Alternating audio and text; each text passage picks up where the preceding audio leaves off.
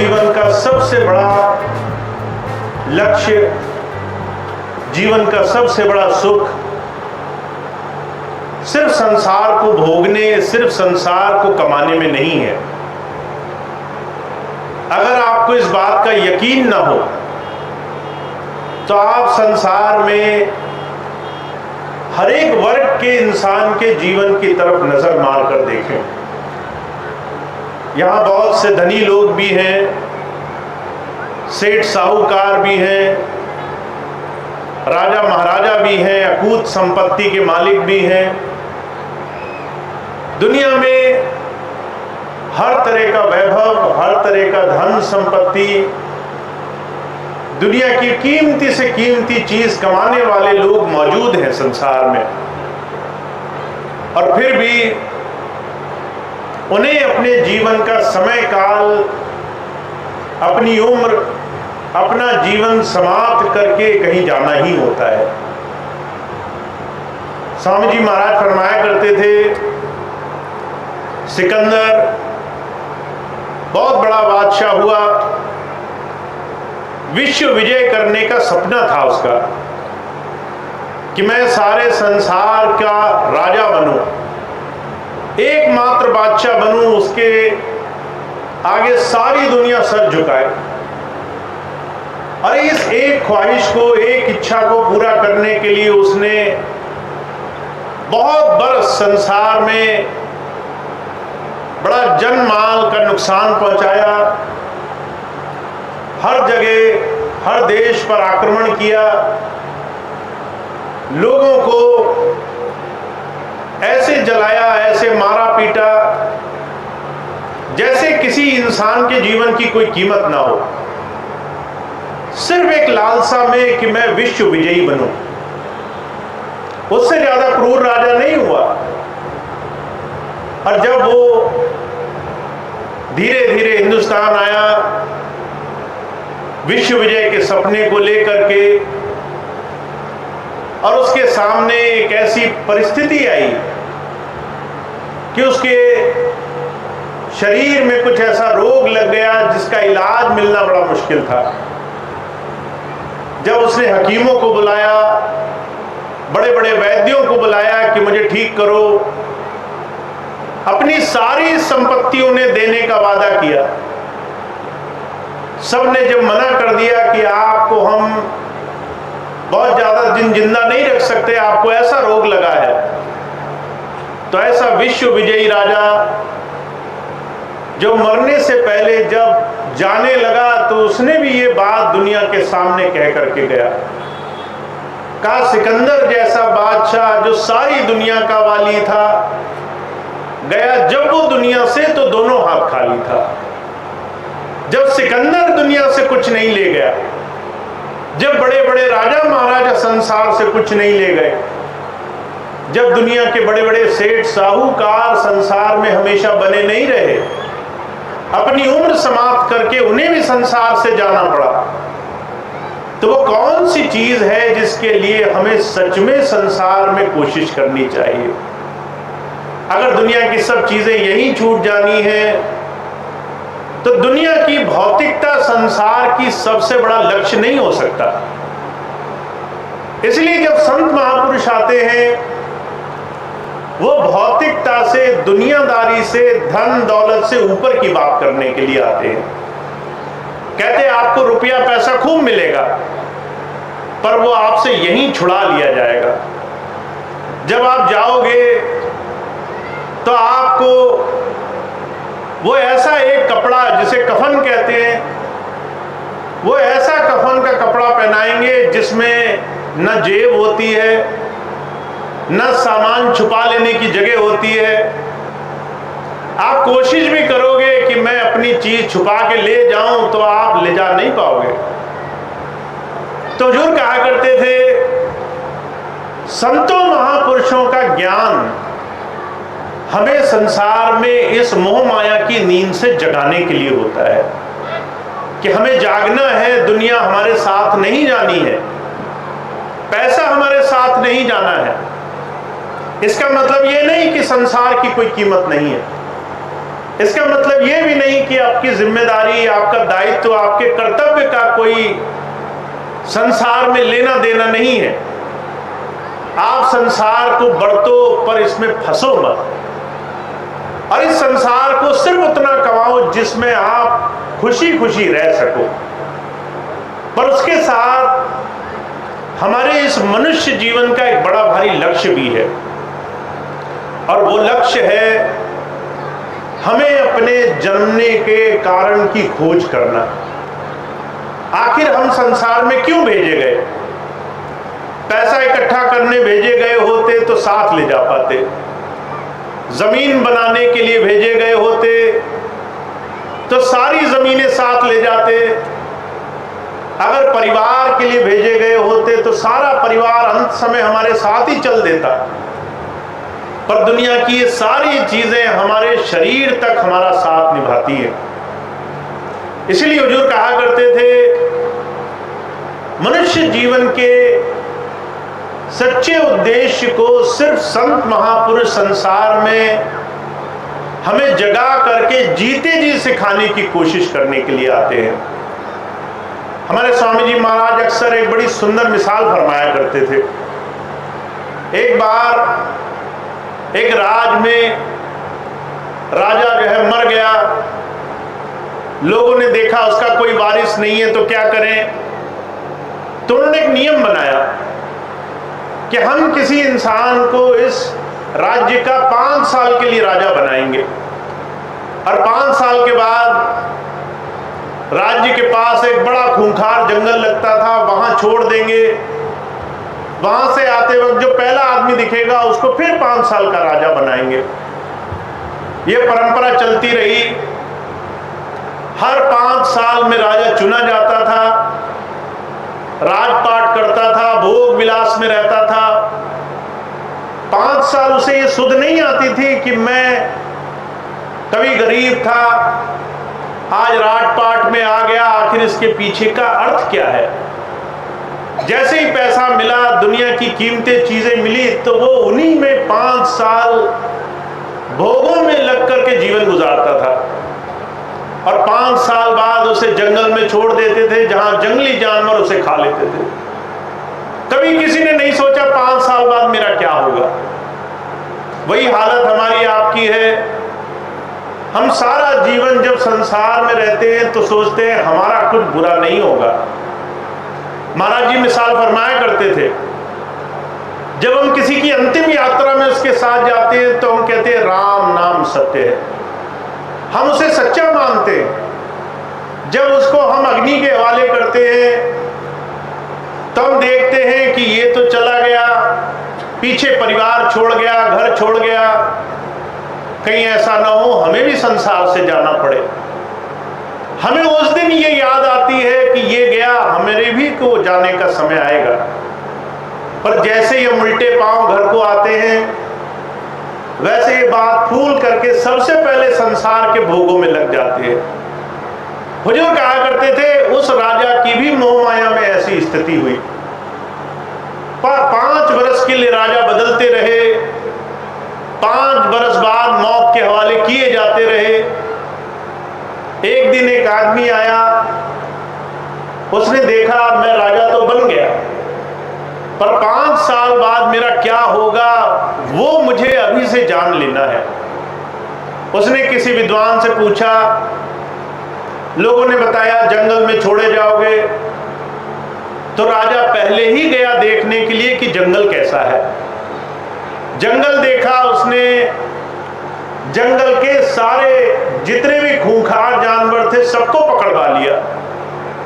उन्हीं 5 सालों में उसने जंगल के अंदर बस्ती बसाई, नगर बसाया, सुंदर महल खड़ा करा दिया, सारे साजो सामान इकट्ठे कर दिए। जब 5 साल पूरे हुए तो लोग जब राजा को जंगल छोड़ने जा रहे थे तो राजा हंस रहा था, कह रहा था जहां तुम मुझे लेके जा रहे हो वो जगह तो मैंने पहले से देखी है, वहां तो मंगल ही मंगल है, वहां मौत नहीं है, वहां जीवन है, वहां दुख नहीं है, वहां सुख ही सुख है। लोग हैरान थे कि आज तक जो राजा गया रोते रोते गया, ये पहला ऐसा आदमी निकला है जो जाकर के खुशी खुशी संसार से जाने की बात सोच रहा है। पर किसी को मालूम नहीं था कि जहां जाना है वहां पर अब मृत्यु नहीं रही। हुजूर कहा करते थे, अगर आप और हम किसी संत की शरण में बैठ करके मरने के बाद क्या होगा ये पहले से जान लें, पहले से उस कला को सीख लें, मौत पर हमेशा के लिए विजय हासिल कर लें। जहां जाने से दुनिया डरती है वहां पर हमें जा करके वहां उस प्रभु धारा का आनंद मिल जाए। अगर वो ज्ञान मिल जाए तो हमारा भी संसार से जाते वक्त रोना नहीं निकलेगा। पर ये कला हमें सिर्फ कोई संत सिखा सकता है। संत संसार में दुनिया की वस्तुएं बांटने के लिए नहीं आते। कई बार जब हम संतों महापुरुषों के पास जाते हैं, किसी महापुरुष के पास, किसी बड़े पूज्य स्थल के पास जाते हैं, तो हमारी इच्छाएं सबसे पहले प्रबल रहती हैं। हम सोचते हैं वहां जाएंगे तो पहले ये मांगेंगे, वो मांगेंगे, बड़ी लंबी सी लिस्ट तैयार कर लेते हैं। सोचते हैं कि एक एक करके सारी चीजें मिल जाएंगी तो शायद हमें संसार में बड़ा आनंद आ जाएगा। पर जो कहा करते थे, जब आप ये सारी चीजें दिल में रख करके किसी ऐसे महापुरुष के पास जाते हो तो उसके पास जाने का लाभ नहीं मिलता। इसलिए स्वामी जी महाराज क्या कहते हैं कि संत मिलन को जाइए तज माया अभिमान, जो जो पग आगे बढ़े त्यों त्यों ज्ञ समान। अगर आप भोग विकार दुनिया की चीजों की मांग लेकर के संतों के पास जाते हो तो आप किसी बहुत बड़े महापुरुष के पास जाकर के भी कौड़ी की चीज लेकर आ गए। वो चीज जो आपकी आज है और कल खत्म हो जाएगी। स्वास्थ्य है, कल खत्म हो जाएगा। बच्चे आज छोटे हैं, कल बड़े हो जाएंगे। जिनके पास नौकरी नहीं है, कल नौकरी मिल जाएगी, समस्या फिर से खत्म हो जाएगी। पर क्या इसके बाद दोबारा समस्या नहीं आएगी? हुजूर कहा करते थे, इस संसार में गौर से देखो, हर एक इंसान किसी न किसी चीज से दुखी है। का कोई तन दुखी, कोई मन दुखी, कोई चित्त उदास। एक एक दुख सबन को सुखी संत का दास। किसी को तन में रोग लगे हैं, किसी को मन में चिंताएं लगी हैं, किसी का दिल साफ नहीं है, वो संसार की चीजों को ले लेकर के दुखी है। और जो कहा करते थे, इन संसार के भोगों में लग लग करके हमारी उम्र, हमारा समय, हमारा जीवन निकला जा रहा है। जब तक हम किसी संत के पास नहीं जाते और उसके पास निर्मल मन से शरणागत होकर के हम उससे वो नहीं पाने की कामना करते जो वो हमें देने के लिए आया है, मृत्यु से हमें हमेशा के लिए आजाद करने के लिए आया है, मृत्यु पर विजय दिलाने के लिए आया है, जीते जी उस प्रभु का साक्षात्कार कराने के लिए आया है। ये काम कैसे होगा? तो वो कहते हैं, आपको अपने मन में माया का, दुनिया का, संसार के भोगों का मान हटा करके उसके पास जाना पड़ेगा। महाराज जी बड़ी सुंदर एक घटना सुनाया करते थे। बलक बुखारे का बादशाह था। बादशाह होकर के मन में उसके ये चाह बनी कि कैसे मैं परमार्थ पाऊं। उसने बहुत खोजा। किसी ने कह दिया, कबीर साहब हैं, उनके पास जाओ, वहां तुम्हें रास्ता मिल सकता है। अब कहाँ बलक बुखारा जो है, कोई यहाँ तो है नहीं, अफगानिस्तान की तरफ। उधर से चल करके वो कबीर साहब के दर्शन करने के लिए बनारस तक आया। और आया तो कबीर साहब से इच्छा करी कि कबीर साहब, मैंने सुना है आप परमात्मा का अनुभव करा सकते हो। तो कबीर साहब ने कहा, बिल्कुल करा सकते हैं, पर तुम्हारा मन साफ होना चाहिए। तुम कुछ दिन सेवा करो, जब तुम मन से निर्मल हो जाओगे उस दिन मैं तुम्हें नाम दे दूंगा। सेवा पर लगा लिया। अब एक जुलाहा, एक गरीब आदमी, टूटी फूटी झोपड़ी, क्या सेवा हो सकती है? कोई रहने के सुख साधन नहीं, वहीं गरीबी में रहना, वहीं तंगी में खाना, वहीं जो है राजा एक बादशाह हो करके वो कबीर साहब के यहाँ नौकरों की तरह सुबह शाम खिदमत किया करता था। कभी उसने मुंह से ये नहीं बोला कि मुझे बड़ी तकलीफ है, पर मनी मन हजारों चीजें चलती रहती है।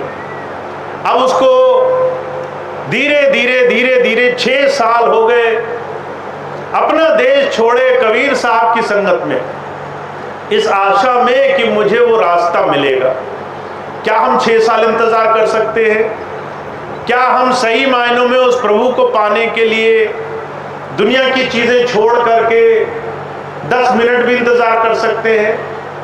हुजूर कहा करते थे, आज हमारे अंदर हर एक चीज तुरंत पाने की चाह लगी हुई है, हमें पलक झपकते ही सब कुछ मिल जाए। अभी कुछ दिन पहले मुझे एक बहन जी मिली, भोजीपुरा में बहुत बड़ा भंडारा हुआ स्वामी जी के जन्मदिन का। पहले दिन आई, कहने लगी भैया जी भजन नहीं बनता है। मैंने कहा आप अभ्यास करो, मेहनत करो, रास्ता स्वामी जी ने दिया है, लगना पड़ेगा। अगले दिन फिर आ गई दर्शन करने के लिए। पहला 17 तारीख थी, 18 को फिर आ गई, कहने लगी भैया जी वजन नहीं बनता है। अब मैंने पहचान लिया, मैंने कहा एक दिन में वजन किसका बनता है? कल तुमने पूछा, हमने जवाब दिया, तुम्हें लगा रात गई बात गई। हमारे फट से काम बन जाने चाहिए। हमारे दिमाग में किसी भी चीज को पाने की प्रबलता इतनी तेज है, आज मिले नहीं तो हम छोड़कर भागते हैं। और जो कहा करते थे इतनी तेजी में तो किसी को घर का रास्ता भी नहीं मिलता। अगर आप उस प्रभु को पाना चाहते हो तो आपको संयमशील बनना पड़ेगा, आपको किसी रास्ते पर लग करके दिशा में आगे बढ़ना पड़ेगा। अब ऐसा वो बलक बुखारे का बादशाह 6 साल सब कुछ छोड़कर सेवा में लगा रहा, सारे सुख साधन छोड़ करके। एक दिन माता लोई बोली कबीर साहब से, कहने लगे आपने तो राजा की बड़ी बुरी हालत कर दी। बादशाह था, नौकर बन करके धूल मट्टी छाक रहा है, आप नाम दे करके इसको विदा क्यों नहीं कर देते? कबीर साहब कहने लगे बर्तन अभी तैयार नहीं हुआ, अभी नाम दे दूंगा पर नाम समाएगा नहीं। नाम देने का फायदा क्या हुआ अगर कोई सामने वाला नाम लेने के लिए तैयार ना हो? नाम लेने के लिए हमें उस नाम को पाने लायक बनना पड़ता है। नाम पाने के लिए हमें अपने जीवन में वो सारे गुण धारण करने पड़ते हैं। इसलिए हुजूर कहा करते थे कि संत की सोबत में, उसकी शरण में आप जब तक ग्रहणशील नहीं बनेंगे, आपको बहुत कुछ मिलेगा, पर आपको अगर उसको रोकने की शक्ति नहीं होगी तो सब कुछ बह जाएगा, आपके हाथ से सब कुछ निकल जाएगा। जैसे बंद मुट्ठी से रेत निकल जाती है, ऐसे ही आपके जीवन में बहुत कुछ आपको मिलेगा, और आप अगर उसको धारण करने के लिए तैयार नहीं है तो वो सब कुछ आपके हाथ से निकल जाएगा। माता लोई ने बोला, कबीर साहब कहने लगे अभी ये तैयार नहीं है। तो माता लोई बोली इससे ज्यादा सेवा कौन करेगा, 6 साल से बेचारा लगा है, अब इससे ज्यादा तैयारी किसी की क्या होगी। कई बार हम बाहर से देखते हैं आदमी बड़ा साधु मालूम पड़ता है, सफेद कपड़े, लाल कपड़े, चंदन तिलक छापे लगाकर, हमें लगता है इससे बड़ा महात्मा कोई नहीं है।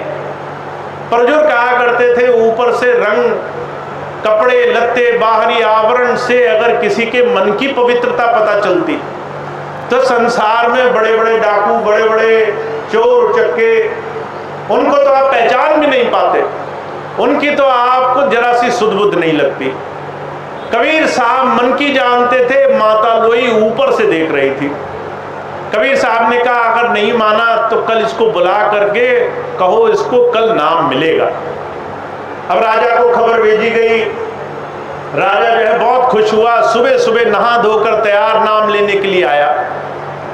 माता लोई को आदेश था, जैसे ही राजा दरवाजे के नजदीक आए तो जितना भी कूड़ा करकट गंदगी जितनी भी हो सके उसके ऊपर से डाल दो।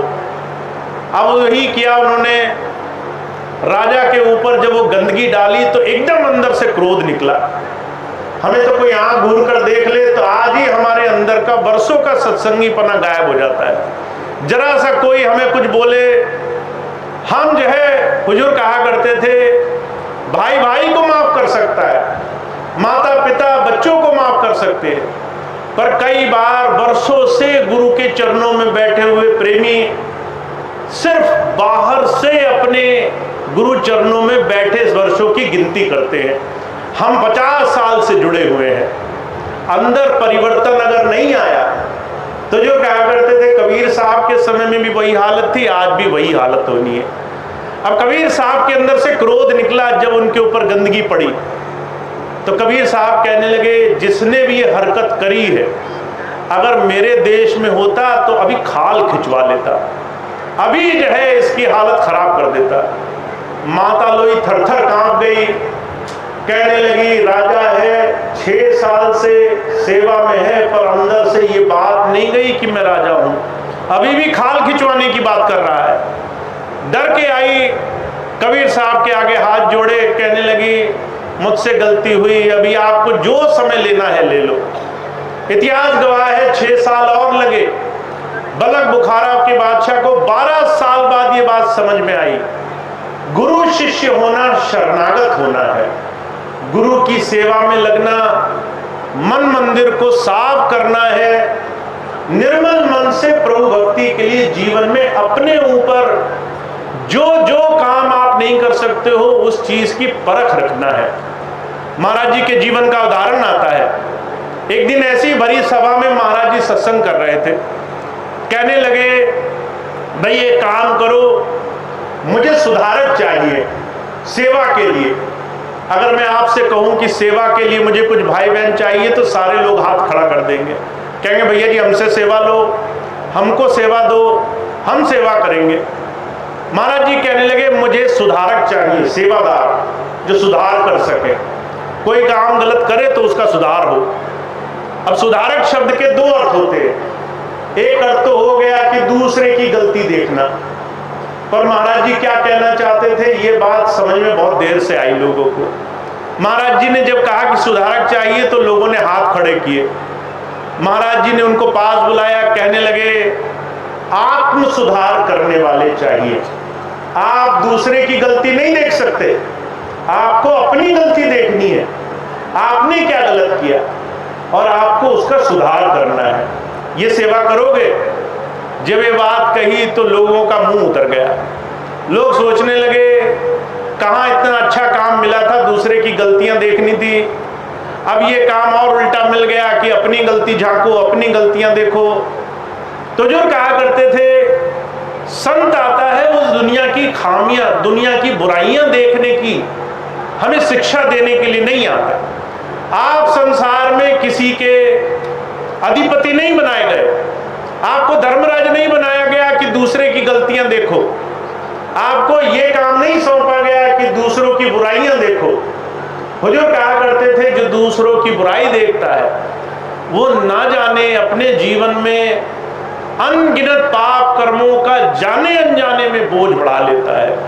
इसलिए हुजूर क्या कहते हैं, बुरा जो देखन मैं चला बुरा न मिलिया कोई, जो दिल खोजा अपना मुझसे बुरा न कोई। मैं जब बुरे लोगों को देखने गया तो मैंने देखा जब मैंने एक उंगली तुम्हारी तरफ उठाई तो 3 उंगली मेरी तरफ मुड़ गई।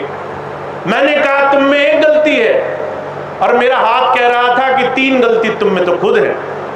जितना तुम दूसरे में देखते हो उससे 3 गुना ज्यादा बुराई तो तुम्हारे अपने अंदर फंसी हुई है। अब अपनी निकालोगे कि दुनिया की सुधार करोगे।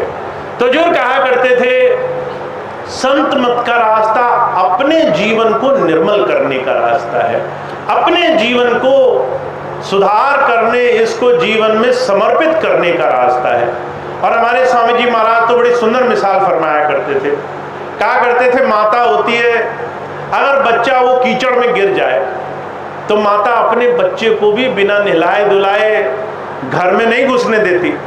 वो पहले कहेगी कि तू गंदा हो गया, पहले तुझे साफ होना है, पहले तुझे अपनी गंदगी दूर करनी है। तो जो कहा करते थे वो प्रभु जिसको पाने की आशा में हम दर दर मारे मारे फिर रहे हैं। कभी हम गणेश चतुर्थी करते हैं, कभी नवरात्रे रखते हैं, कभी हम तरह तरह की पूजाएं करते हैं, कभी हम गोवर्धन जाते हैं, कभी और बड़े बड़े तीर्थों तक हम अपने जीवन को बहुत कष्ट देते हैं। कहते वो प्रभु तुमसे रीझेगा कैसे, वो प्रभु तुमसे कैसे मानेगा? जब तुम किसी संत के पास जाओगे। संत में जीवन में हर रोज की दिनचर्या में जीवन को सुधार की तरफ कैसे ले जाना है, ये रास्ता सिखाने के लिए आता है। और जब हम संत के पास जाते हैं तो हम सीखने के लिए जाते हैं। और महाराज जी कहा करते थे, पुराने दिनों को याद करो, अगर तुम किसी शिक्षक के पास गए, किसी टीचर के पास गए, तो वो तुम्हारा हर रोज हिसाब देखा करता था। आज का होमवर्क किया कि नहीं किया, आज की पढ़ाई करी कि नहीं करी, कल जो तुम्हें बोला था याद करने को आज याद करके आए कि नहीं आए। और अगर आप वो याद नहीं करते थे तो वो पीछे बिठा देता था, कहता था कि ये बेकार है, किसी काम आने वाला नहीं है, ये नहीं पढ़ेगा, दूसरों का भी नुकसान करेगा। तो जो कहा करते थे, शिक्षक और शिक्षा लेने वाले की परंपरा होती है, अगर देने वाला दे रहा है तो लेने वाले को भी लेना पड़ेगा। अगर आप लेने में कंजूसी करोगे तो आपको कुछ मिलेगा नहीं, आपके हाथ में कुछ नहीं आएगा। इसलिए जब संत आते हैं वो खुले हाथ आपको दया का दान देने के लिए आते हैं। जीवन में एक एक क्षण आप प्रभु धारा से जुड़ सके, उसके लिए आपको हर रोज क्या करना है ये सिखाने के लिए आते हैं। सुबह से लेकर शाम तक संतों ने एक एक बात को आपके जीवन के अनुरूप पिरो रखा है। आप सुबह उठोगे, रात को सोने जाओगे, उसके बीच में कितने लोगों से आपका रोज लेना देना है, कैसे व्यवहार करोगे, कैसे उनके बीच में रहोगे, कैसे अपने मन को, अपने विचारों को, कैसे अपने स्वभाव को, अपने तरीके को बदलोगे, ये सारी चीजें आपको जीवन में प्रभु धारा की तरफ जोड़ने वाली है। तो जो कहा करते थे कि लाखों में कोई है नहीं, कोटन में कोई है, जो गुरु से कुछ पाने की बात करे, ऐसे लोग आपको बहुत कम मिलेंगे। पर ऐसे लोग अगर मिल जाएं, ऐसे प्रेमी लोग मिल जाएं, तो उनका बड़ा धन्यवादी होना चाहिए, उनको बड़े प्रेम भाव से रखना चाहिए। जो गुरु चर्चा करे, जो प्रभु की बात करे, जो हृदय से निर्मल हो, पवित्र हो, जो उस प्रभु की, अपने गुरु की शिक्षाओं के अनुरूप भक्ति करे, जीवन में गुरु की बात मानने वाला बने, ऐसे लोगों को जीवन में बहुत सम्मान देना चाहिए। तो हमारे स्वामी जी महाराज एक ही बात कहते भाई आपको बहुत अनमोल समय मिला है, इस समय में आप बहुत कुछ कर सकते हो। आप घर में बैठे भी रह सकते हो और आप पहाड़ भी तोड़ सकते हो, आप बड़े से बड़े काम कर सकते हो।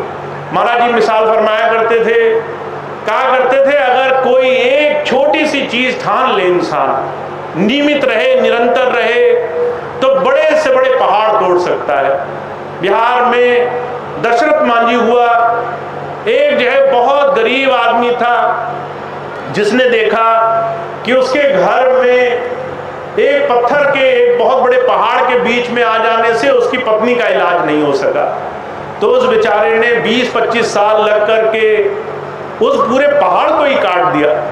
और जो कहा करते थे, आप अगर मुझसे बोले कि क्या मैं पहाड़ काट सकता हूं, तो आपको हंसी आएगी, आप कहेंगे ये कौन सी मूर्खता की बात कही।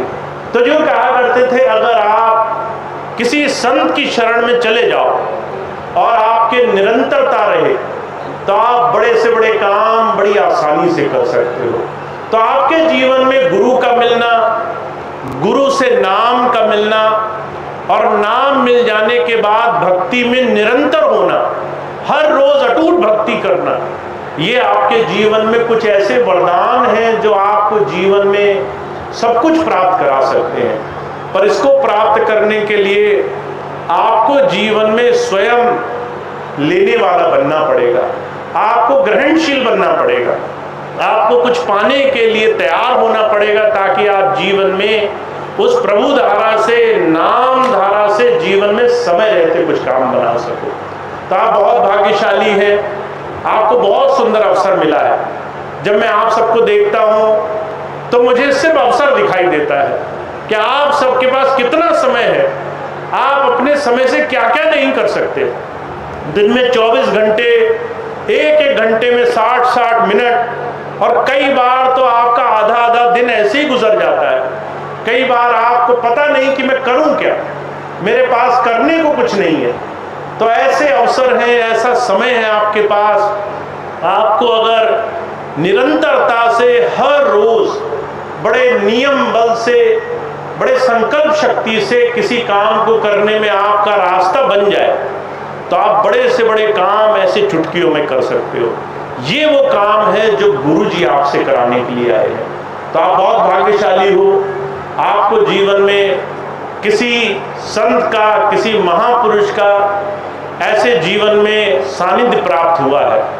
अब आपको अगर रास्ता मिल गया है, अगर आपको भक्ति का रास्ता मिल गया है, तो जीवन में उसको निरंतरता से अपना लो। ये आपके हर तरीके से काम आएगा।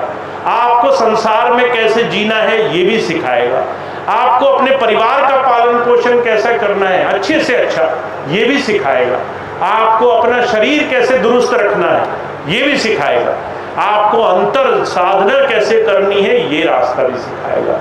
तो ऐसी चीज जो आपको हर तरीके से सही रखती हो, ऐसी चीज संसार में बड़ी दुर्लभ मिलती है। तो आपको जो भाई बहन इस धारा से जुड़ चुके हैं बहुत भाग्यशाली है, जो निरंतर हैं बहुत भाग्यशाली है, जो हर रोज अपने जीवन को महापुरुषों के आदेश के या उनके जीवन के अनुरूप गुजारते हैं, वो बहुत धन्य है। और जो पहली बार इस बात को आज सुनने का सौभाग्य प्राप्त कर पाए हैं, जिनकी इच्छा हो, जिनको चाह हो कि वो भी अपने जीवन को एक नियम से जुड़ करके अच्छाई से गुजारें, उनके लिए बहुत सारे अवसर हैं। तो आप इस अवसर का लाभ उठाएं, आप इसका बहुत बहुत अपने जीवन में नाम से, प्रभु धारा से जुड़कर जीवन में सच्ची दिशा में बढ़ने का लाभ आप प्राप्त कर सकें।